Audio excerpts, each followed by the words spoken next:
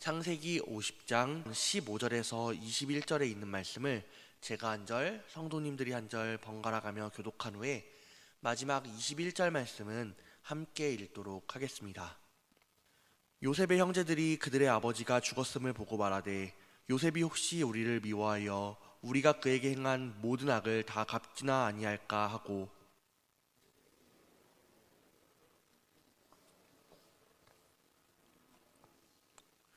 너희는 이같이 요셉에게 이르라. 내 형들이 내게 악을 행하였을지라도 이제 바라건대 그들의 허물과 죄를 용서하라 하셨나니 당신 아버지의 하나님 종들인 우리 죄를 이제 용서하소서 하매 요셉이 그들이 그에게 하는 말을 들을 때 울었더라.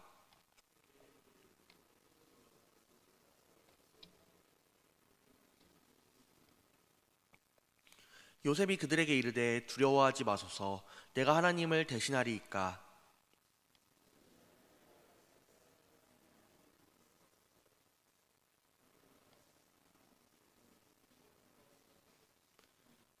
함께 읽겠습니다. 당신들은 두려워하지 마소서. 내가 당신들과 당신들의 자녀를 기르리이다 하고 그들을 간곡한 말로 위로하였더라. 아멘. 오늘도 예배의 자리를 사모하심으로 이 주일 새벽을 깨우신 성도님들을 주님의 이름으로 환영하고 축복합니다. 올해 초 많은 사람들의 사랑을 받으며 선풍적인 인기를 끌었던 한 드라마가 있습니다. 아마 여기 계신 성도님들께서도 이 드라마에 대해 한 번쯤은 들어보셨을 건데요. 그 드라마의 이름은 바로 더 글로리입니다.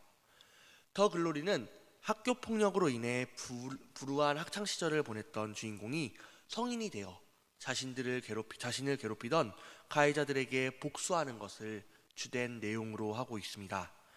늘 당하기만 하던 주인공이 가해자들을 처절하게 응징하는 것을 보며 많은 사람들이 통쾌함을 느끼며 열광하고는 하였습니다. 이처럼 악인을 처벌하고 복수에 성공하는 이야기는 어느새 대중문화의 주 콘텐츠로 자리 잡고 있습니다. 복수에 대한 이야기를 담고 있는 드라마나 영화가 더 글로리 외에도 무수히 많다는 것이 그 증거입니다. 그리고 이는 우리가 살고 있는 이 사회가 용서보다는 복수를 더 원하고 있음을 보여주는 일이기도 합니다.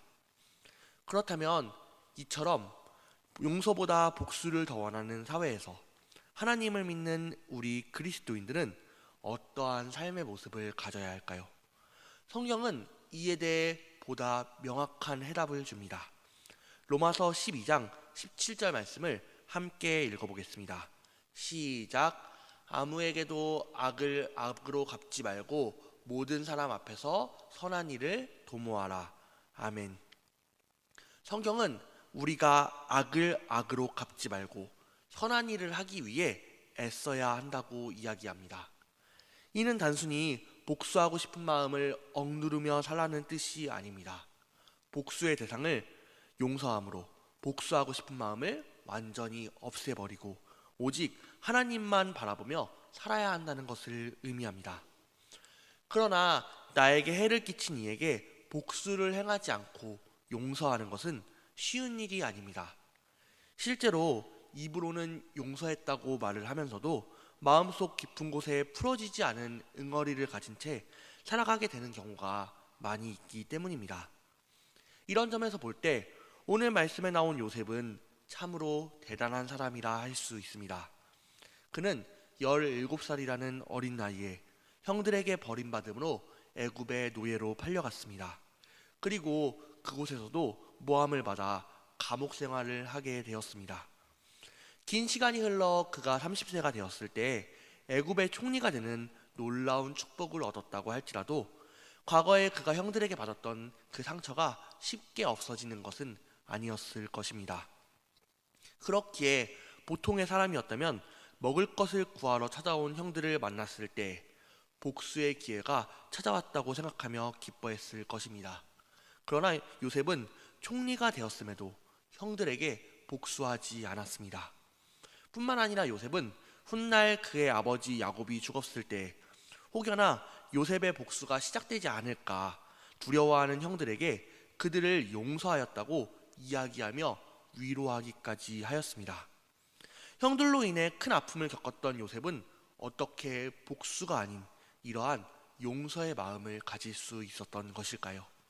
우리는 요셉이 형들을 용서할 수 있었던 이유를 찾아봄으로써 복수의 길이 아닌 용서의 길을 택하는 방법들을 배울 수 있을 것입니다. 먼저 요셉이 복수가 아닌 용서의 길을 택할 수 있었던 첫 번째 이유는 심판의 권리를 하나님께 맡겼기 때문입니다. 요셉은 애굽의 총리였습니다. 총리란 왕 다음으로 높은 직위로 마음만 먹는다면 누구나 심판할 수 있는 위치에 있는 것이었습니다.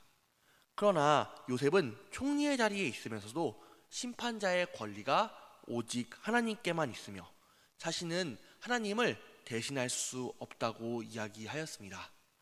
이는 요셉이 그의 모든 것을 하나님께 맡겨드리고 있었기에 할 수 있는 말이었습니다. 그는 하나님께 모든 것을 맡겨드리는 사람이었습니다. 어떠한 상황에서도 하나님을 믿으며 그의 인도하심을 따라 살기 위해 노력하였고 하나님의 선택이 그의 선택이 되기를 원하는 사람이었던 것입니다. 그리고 이러한 마음은 그에게 고통스러운 과거를 만들어 주었던 형들 앞에서도 변하지 않았습니다. 그는 하나님이 복수를 원하시지 않는다는 사실을 알았고 그렇기에 심판의 권리를 하나님께 맡겨드린 채 형들에게 아무런 해를 끼치지 않았던 것입니다. 심판의 권리를 하나님께 맡겨드린 요셉의 이러한 선택은 결과적으로 그에게도 좋은 것이었습니다. 그가 만약 심판의 권리를 하나님께 맡겨드리지 않은 채 형들에게 복수하기 위한 삶을 살았다면 그의 인생은 하나님의 인도하심 속에 있지 않았을 것입니다. 그러나 그가 심판의 권리를 하나님께 맡겨드린 삶을 살았을 때 그는 복수의 마음으로부터 벗어나 자유로울 수 있었습니다. 뿐만 아니라 그는 진심으로 형들을 용서할 수 있는 은혜를 얻을 수도 있었습니다. 이렇듯 심판의 권리는 하나님께 있습니다. 우리는 그 사실을 기억하며 심판의 권리를 하나님께 맡길 수 있어야 합니다. 내가 복수자로 선다는 것은 하나님의 인도하심을 따라 살지 않겠다고 말하는 것과 같습니다. 반면에 하나님께 모든 것을 맡겨드릴 때 우리의 삶은 하나님이 인도해 주시는 것이 됩니다. 이렇게 하나님의 인도하심을 따를 때 우리는 참된 자유와 기쁨을 얻을 수 있습니다.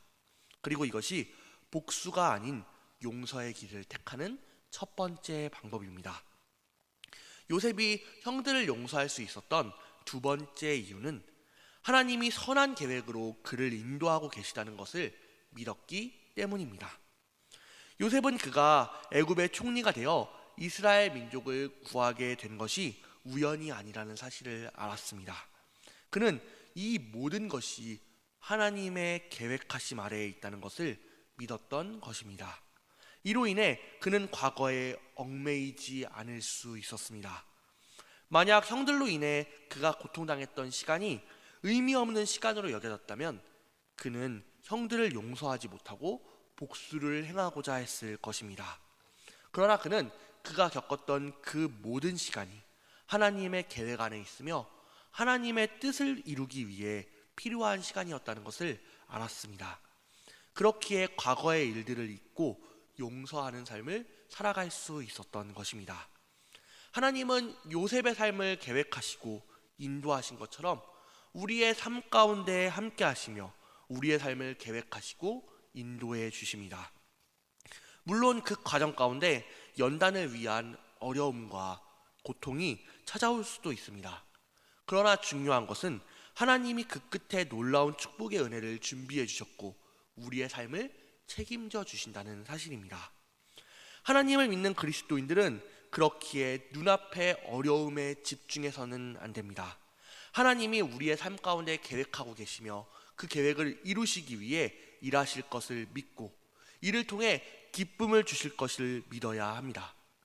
그때 나에게 어려움이 찾아오더라도 이겨낼 수 있을 것이고 나에게 해를 끼친 사람도 용서할 수 있을 것입니다.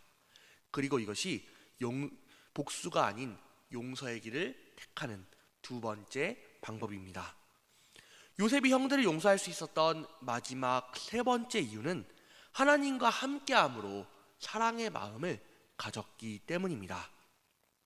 요셉은 자신에게 용서를 구하는 형들을 용서하였을 뿐만 아니라 그의 자녀들까지도 돌볼 것을 약속하며 위로하였습니다. 이는 일반적인 용서의 모습을 뛰어넘는 사랑의 모습이었습니다.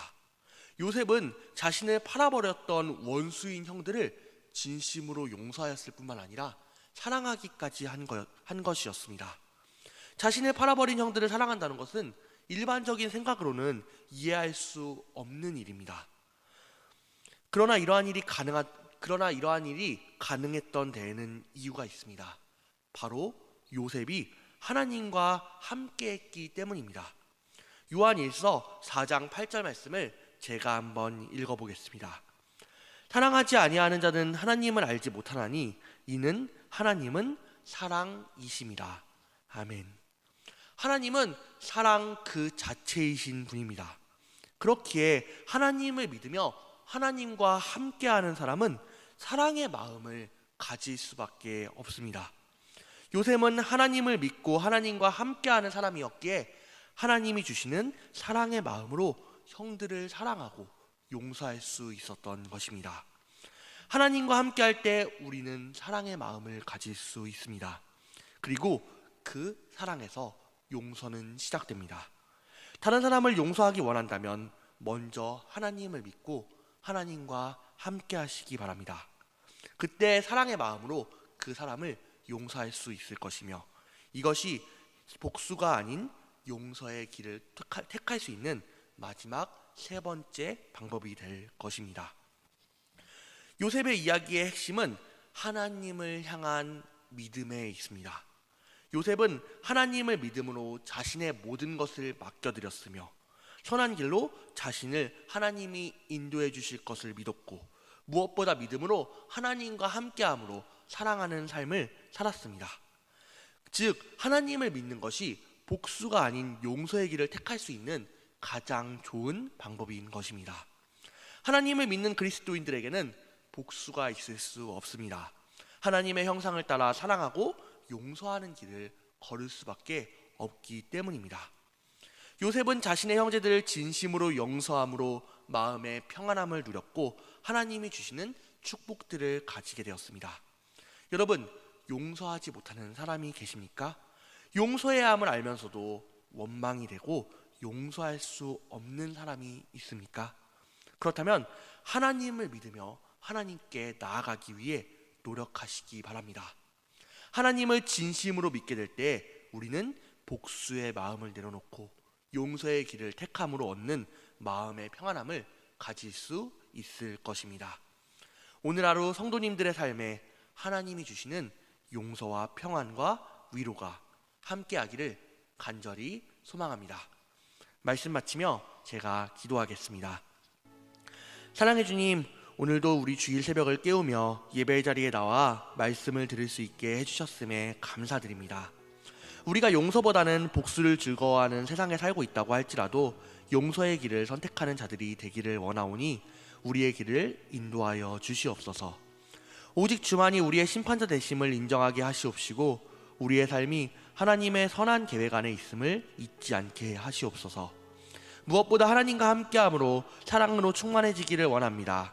하나님이 주신 사랑을 베푸는 삶을 살게 하시옵시고 죄인인 우리가 용서받았던 것처럼 다른 사람을 용서할 수 있도록 도와주시옵소서.